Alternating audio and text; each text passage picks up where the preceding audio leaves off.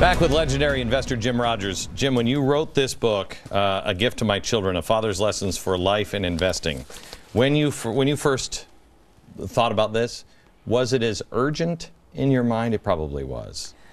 Well, actually, that book started, I was very against children. I never wanted to have children. I thought children were a terrible waste of time, money, energy. I felt sorry for people who had children. My friends who had children, I said, you poor saps. I was so wrong. Totally 100% wrong about children. Children are so wonderful and so much fun. So this little girl came along and just blew me away. So I had another one too, because I thought it was so much fun. In fact, if there's anybody here who hasn't had children, go home and get on with it. I promise you, because take a day off if you have to. Or, well, no, don't take a day off these days. Yeah. Go home for lunch. Anthony Weiner go home for lunch. Let's move off of that. But yeah, let's leave that alone. Yeah, let's leave that alone. But so I started writing down things that I thought I would want to tell her when she got older.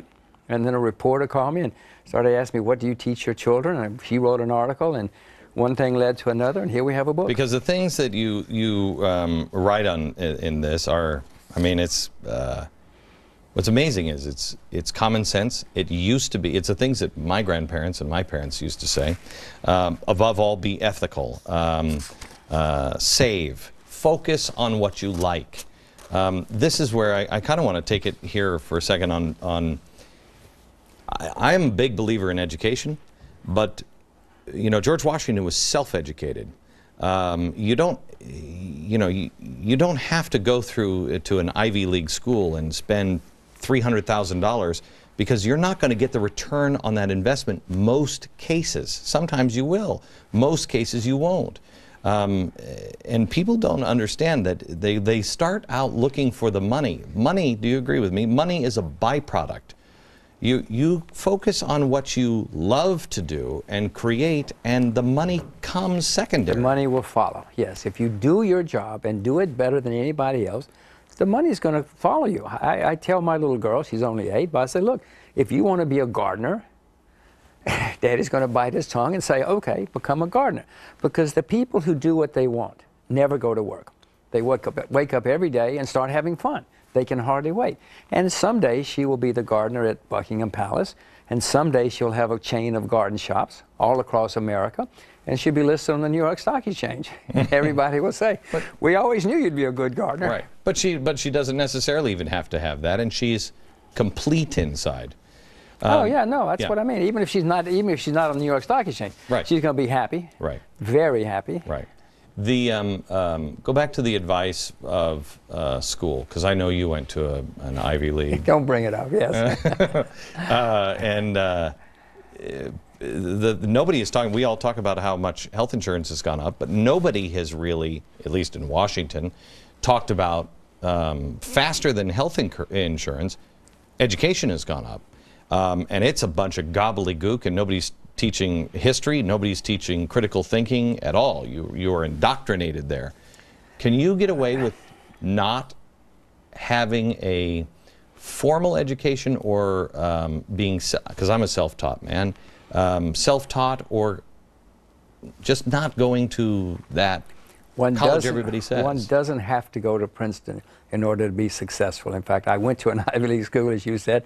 Many of the people I went to school with, that was sort of the peak for them. They went to the Ivy League school, and life went into decline after that. No, you don't have to go to an Ivy League school. You don't even have to go to college. In college, if you come out of college these days, if you come out of Princeton these days, you will be in debt by $300,000. That's crazy. Or somebody will be. Or your parents will write the check. But somebody will be out $300,000. Is it worth it?